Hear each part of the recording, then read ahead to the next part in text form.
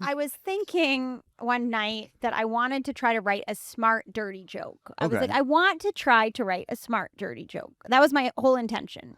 I was like, what would be smart about doing it? And it would be like, well, if someone was like, you need a blowjob joke. Hot breath.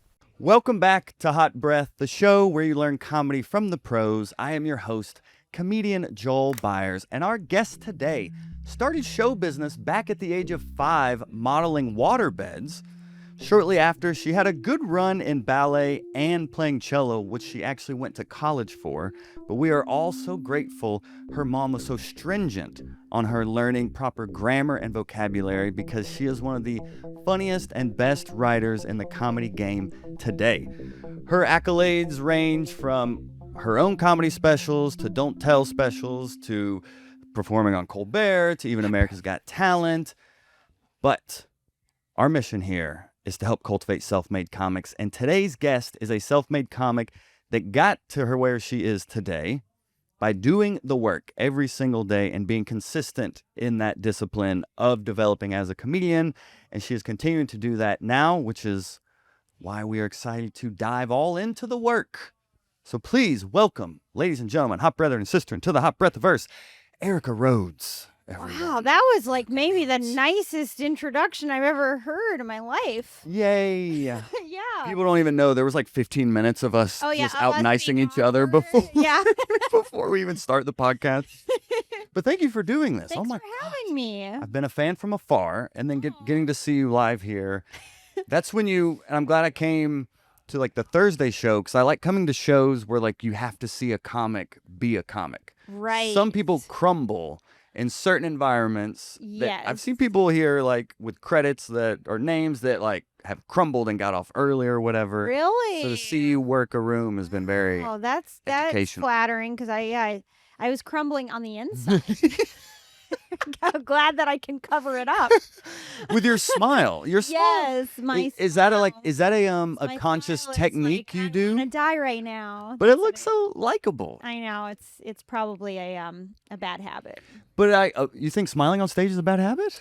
I've heard some comics say that it's a little like easy to smile. Like if you smile on a punchline, it's kind of a tell, like a habit, bad habit. So I should work on that. I didn't see you, and if we're going to talk like the Thursday show, there was like a weird drunk guy in the front row who was saying the Romanian guy? Yeah, and he was saying you're cute. He said some weird things that you could have easily been like, all right, dude, just chill. But you like roasted him and then you smiled. So it's not like you didn't, the smile wasn't the punchline, but it almost helped. Oh, she said something mean, but she said it with a smile, so it's okay. Right. Well, maybe then that's okay. Are you mindful of like, okay, I'll smile here to like emphasize the joke, or it's just natural? I think it's my way of having a meltdown without having a meltdown. I was watching you like, she really has that smiling technique down. I want to get into the weeds on how she uses the smile to emphasize jokes, and you're like, I'm dying inside. Yeah. It's like smiles or not. If I'm smiling, things aren't going well. Like I've been doing comedy too long to do anything else. I'm just trapped now. Smiling means I want to die right now and I want to kill this person, but I'm just gonna smile instead. I love my job. You did a great job handling the heckler. A weird crowd. Weirdo overall, but you seem to do a good job of creating a connection with the audience. Is that something you're intentional about, of like understanding the makeup of the crowd and then how you can connect with them? I guess I like to connect. I mean, smaller crowds are a bit tougher, I think, because like they don't have an entity unto itself. You know, like it's like when you have a crowd, they become one. Yeah. But if it's smaller, everyone keeps their separate, they're just separate from each other. They don't try to get cohesive. So I think it's much harder to do smaller crowds. So I think I might seem like I'm trying to connect more because it's the only way to really get them comfortable to laugh, So maybe that's what it is. But if it's a bigger crowd, it's easier for me to connect to them as a whole and not individually making sure they're okay. Yeah, exactly. And having to be like, this table's these people, that table's those people. This guy can ruin the whole show. Right. These guys are weird. This person's sensitive. It's like, you don't really want to have to know that. Yeah, exactly. Yeah. Yeah, and it was funny to see when you talk about a smaller crowd coming together, when you mentioned the JonBenet Ramsey joke, they all went, Yeah, like it was your free bird. Is that happening Really? on Thursday? Do you even remember that? I don't remember that. You were like, it was near the end of your set, and it's like, we're all just here to hear. Did y'all come to hear the John Benet Ramsey joke? And they were all like, yeah. You totally suppressed that. It's kind of weird. Well, I think I put it up earlier in my set now for like the other shows, but the only reason I'm still doing it, because otherwise I would not do it because everyone knows it, is because I have like a follow-up joke now. So that's the only reason I'm doing it. But it is a little weird to have a viral joke. You know, like one joke. I wouldn't know yet. I mean, I have one talking head video that went viral, but it's not That's anything. cool. It was like just enough dopamine to be like, oh, yeah, okay. This works. It works. And then you're like, I'll just do the same thing again. And then, but. I know, it's kind of, you can't really recreate that moment. But yeah, I guess some people want to hear the joke live maybe. Or they're just excited that they saw the joke and now they're seeing it again. Yeah, I think people are more informed. Like I've been in crowds and heard someone go, oh, that was a callback. Like an audience member saying callback was just the most bizarre thing. Yeah, like they know. Well, they're probably watching your podcast. That's and you right. educated them. That's right. They should go join the Patreon because I have a baby at home and it's the diaper fund. Oh, thank you so much. Thank you. This is your baby. 11 months. Aww. I would love to get into your writing style because I know you're very intentional with the words you use and you like vocabulary and the emotions that words can convey. Yeah. So, I mean, I know we could even use it with a joke of like your blowjob joke, perhaps. I was trying to think of one of your jokes that has the Mormon bring up the blowjob joke. Like, well, that's not what I thought you were going to say. Well, I'm trying to think of one of your jokes that has a clear like turn and has very specific wording and timing. Yeah. So if there's another one that comes to mind, we could use that it's one. interesting you bring up that one. Yes. Because fancy you bring up my blowjob joke. Yes, so eloquent. Yes. I was thinking one night that I wanted to try to write a smart dirty joke. I was like, I want to try to write a smart dirty joke. That was my whole intention. I was like, what would be smart about doing it? And it would be like, well, if someone was like, you need a blowjob joke, and then I just thought, okay, how do I begin? And then I don't even remember how I wrote that joke, but. Oh, okay. But I remember the intention of writing the joke. The intention was to write a smart, dirty joke. Then some people are like, she's really fallen far for writing that joke, like, because it's dirty. But my point is, it's not a blowjob joke. It's the opposite of a blowjob joke. It's me feeling pressured to write a blowjob joke. That's, if you're smart, you would get it. But some people don't get it. They just think it's a dirty joke. It's not just a dirty joke. Not just a dirty joke. Not just a dirty joke. It's a well-written dirty joke. Smart dirty joke. Yes. So, smart first. But sometimes I don't know how jokes come to be. Mm-hmm. Some of my best jokes, I'm like, I don't know where that came from. Now, if I look back, I'm like, I don't remember writing it. It just came. Well, speaking of dirty joke. Yeah, I just came. My heaven. That's a tag for the joke now. Good one. But because I posted like that I was interviewing you in our Patreon, and some people were posting questions, and one of them that came up was how to turn like a sad topic funny. So you talk about your dad. Yeah. So how do you turn a topic that's not funny into funny? I think first you need a little space from it, because I remember I tried those jokes right when my dad died, and they weren't. You could feel that it was still heavy for me. So I think you need a little space from it.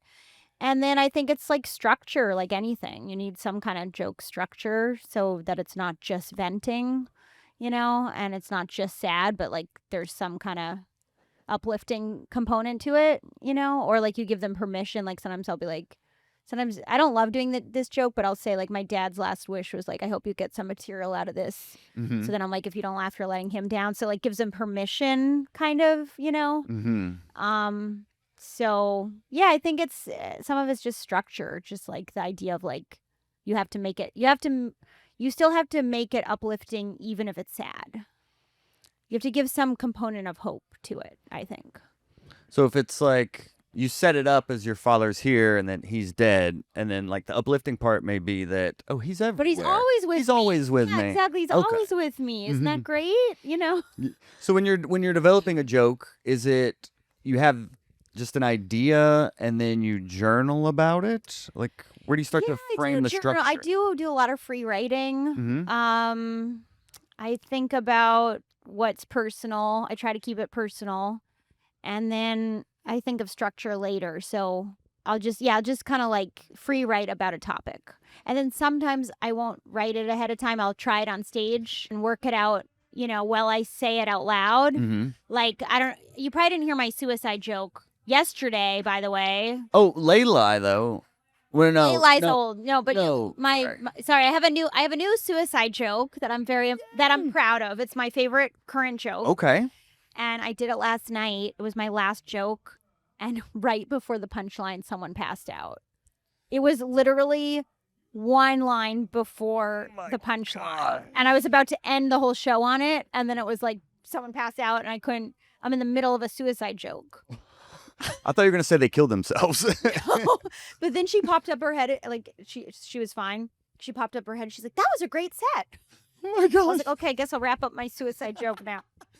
Like But that suicide joke, I had the first thought, and I tried it on stage a couple times, and I didn't know where it was going to go. The premise is, I understand suicide, but I don't understand suicide after writing a suicide note. Because if I wrote a suicide note, I'd be like, I got something done today. So it started with just that, and then now I like act out the doing of it, and it keeps going. So I built on the premise. So. Oh, okay. And you built on it by free writing? No, that part I tried on stage, and I just kept talking it out. Okay. And then thinking, oh, I feel like there's another laugh there based on the way I'm saying it, like they want more from it. And then I kind of just talked it out until I found the punchline. So you'll talk it out on stage more than pen to paper? Because I assume... I'll do both. Oh, okay. I'll do both, but I think you need both. Do you have any favorite pens? No, but I like those pens I like fluid pens that are not... A quill? Well, you don't want... wish... fluid? You wish you had a pen with fluid? It's like not a quill. You dip in ink and... Oh, gosh, I wish I had that. I have friends who collect pens. I think it's a cool thing to collect. I just know you have the joke about leaving empty pens all around, so it sounded like... I did hear the suicide joke. On Thursday, yeah. Oh, I didn't know I did it. Oh, I thought you were saying you did it last night. I ended on my set with it last night. Oh, okay. Yeah, you did it Thursday as well. Oh, okay. I didn't know I did it Thursday. Yeah. So, the pens, that was part of it. But that I added later on to the joke.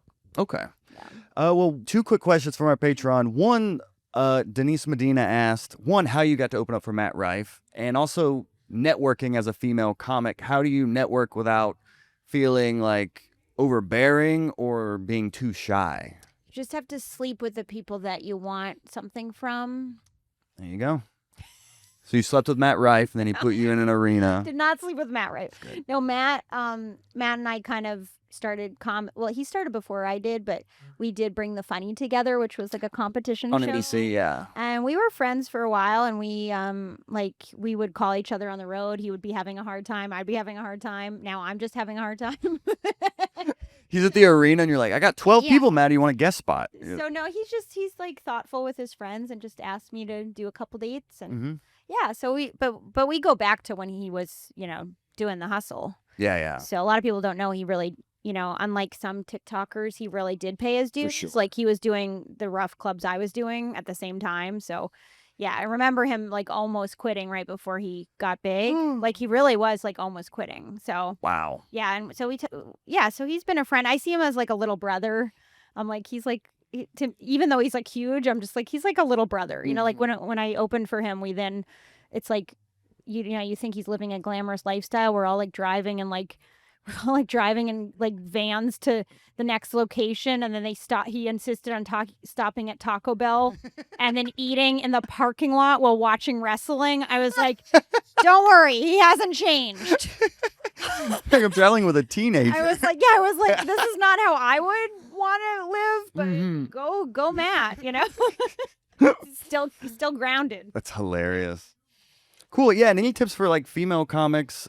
She's wondering, networking. Trying to be assertive. I'm not great. I'm not great at networking. I'm good at one-on-one with people. So like if there's someone, I opened for Jim Norton for a while, and I just love him. And I think we messaged him a couple times on Instagram. Like he was like, "You're funny," and then I was like, "Oh, I'd love to open for you." And then he's like, "Sure," So don't be scared of like asking people in whatever context that you feel comfortable. But also I think like, you don't want to be too needy or anything. You just want to, like, if you want to open for someone, you can ask. But be direct. Don't be scared of asking, because people want to help, Mm-hmm. And then like a lot of people network online now, which is actually good for introverts. I'm a bit of an introvert, so for me it's much easier to message someone than to go up to them in a room and be like, "Hi, I'm Erica." I know I should have just messaged you instead of just poked my head out the door looking. You're like, why is Bigfoot in the green room right now? There's a youth pastor waiting to pray before the show.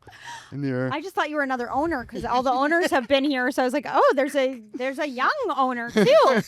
No, I'm pretty shy. I'm not. Networking's probably something I could get better at, but yeah, me too. But I think it's good to try to make genuine connections with people. If you like someone's comedy, tell them I like your comedy. Yeah, and I think long term being nice, like you said, you knew Matt from way back in the day. You were funny, you were nice, and then you just kept in touch. That's how a lot of stuff happens in this. Yeah, and I never asked him for anything, right. So and like Bill Burr, I opened for Bill Burr, and he also just messaged me on Instagram. Like I had posted some crowd work clip, and he loved it. He thought it was hilarious. And he was like, yeah, come open for me. And then we've been friends since, and I love him. He's like one of the nicest. Wow. He's one of the nicest men in comedy. I will say that, hands down, one of the nicest, most genuine. And don't say that publicly, because he doesn't want people to know.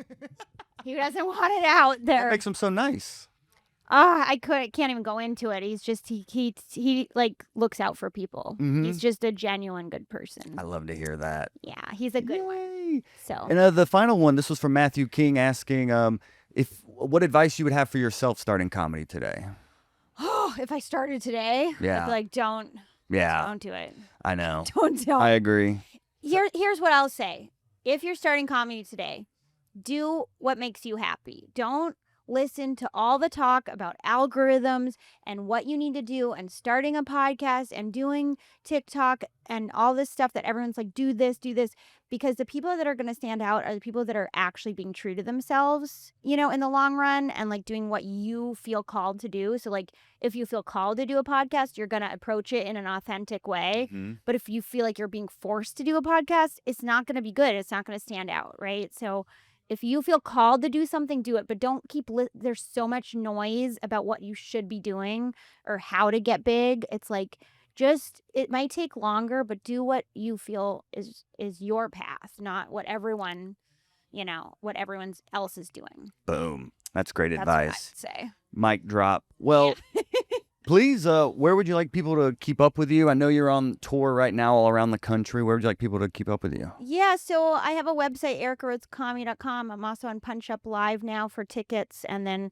Instagram's a good way to see all my dates. And like if you watch my stories, I usually say where I'll be this week. So. Great. Well, thank you. Next time, I won't sit in the green room for 30 minutes waiting to telepathically tell you. In here for 30 minutes? I don't know how long I was in here, but I was like, I don't want to be a bother. Oh my God. I don't want to. No. That's sorry. Like, hey, we're doing the podcast. I should. Get in here. I should have. Look at me. You're shy. I'm so passive. But I am too. I appreciate your time. Glad You're I about saw to go out there and crush it. Thank you. And we'll do a part for coming 2. to the show. Erica Rhodes, thanks for doing Hot Breath. Nice to meet you. Yes.